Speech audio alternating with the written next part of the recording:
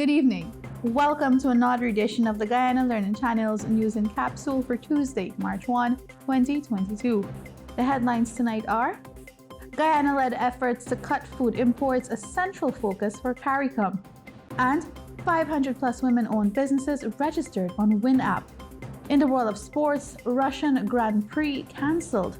In the region, regional roaming charges to be reduced, and internationally, Honduras to ban open-pit mining. And now for the details. Guyana has been tasked with leading efforts to reduce the Caribbean's expensive food import bill, and as the Caribbean Community Heads of Government meet in Belize from Tuesday, these Guyanese-led efforts will be a central focus.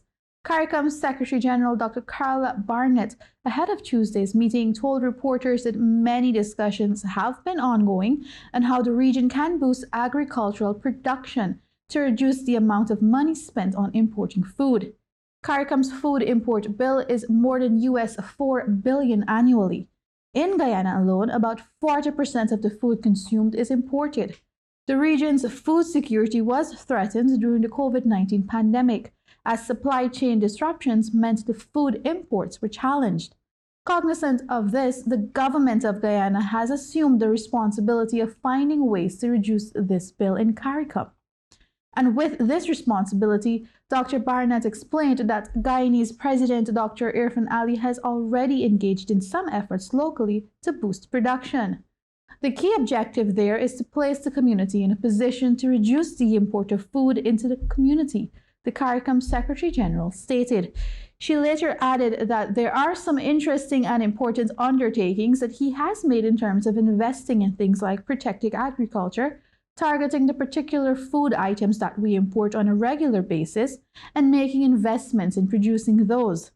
Already, the government has launched a new initiative known as the Agricultural and Innovation Entrepreneurship Program to help boost food security. Through this program, the government will provide all the resources and materials to develop 25 shade houses in the first phase that will grow 3 crops: carrots, broccoli, and cauliflower that are imported. The heads of government are meeting at the 33rd Intersessional Meeting of Heads of Government of CARICOM being hosted in Belize on Tuesday and Wednesday. This piece was extracted from the newsroom. Some 525 businesswomen countrywide are now advertising their businesses on the Human Services Ministry Women's Innovation and Investment Network WIN app. The free platform is an extension of the WIN program, which was conceptualized to upskill Guyanese women, providing them with the tools for financial stability and empowerment. The WIN app is simple and easy to use by both vendors and consumers. It can be downloaded on both Android and Apple devices locally and internationally, displaying a wide array of local services and products. Some products provided include e-commerce, automotive repairs, entertainment, consultations, food, clothing, crafts, and more. To further ensure women are on the path to financial stability, the ministry has collaborated with the Women's Chambers of Commerce to offer guidance and expertise on what is needed to grow their businesses, and Center for Local Business Development to offer technical assistance, expertise, and mentorship. Additionally, WIN will be offering business literacy courses to further empower women. Persons interested in utilizing the ministry's platform can do so by visiting the website listed or by downloading the app. This piece was extracted from the Department of Public Information. In the world of sports, the Russian Formula One Grand Prix has been cancelled as a result of the invasion of Ukraine. An F1 statement said it has been agreed at a meeting of stakeholders that it is impossible to hold the Russian Grand Prix in the current circumstances. It added that F1 was watching the ongoing situation in Ukraine with sadness and shock and hopes for a swift and peaceful resolution. The Russian Grand Prix was due to take place on September 25 in Sochi. This piece was extracted from the BBC. And now for news in the region. Residents of CARICOM traveling within the region are expected to experience a 70 to 98% saving on roaming charges starting April 2022.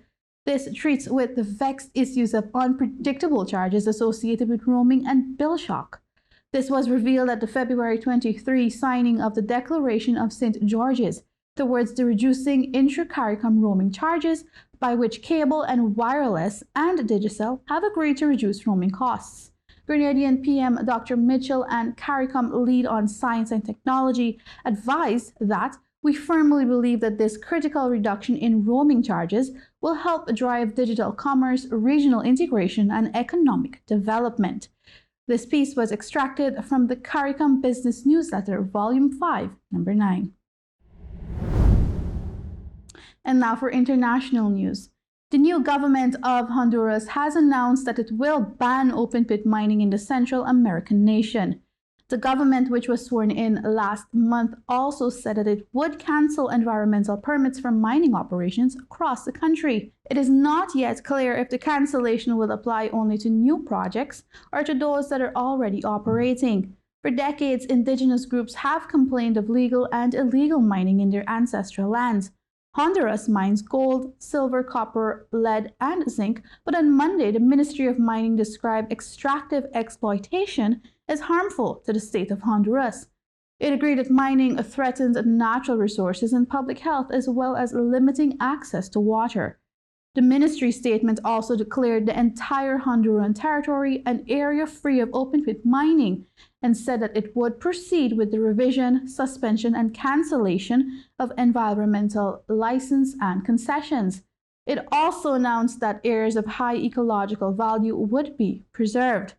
Honduras is not the first country in Central America to place limits on mining. In 2002, Costa Rica banned all new open-pit mining projects, and El Salvador banned mining for metals in 2017. This piece was extracted from the BBC.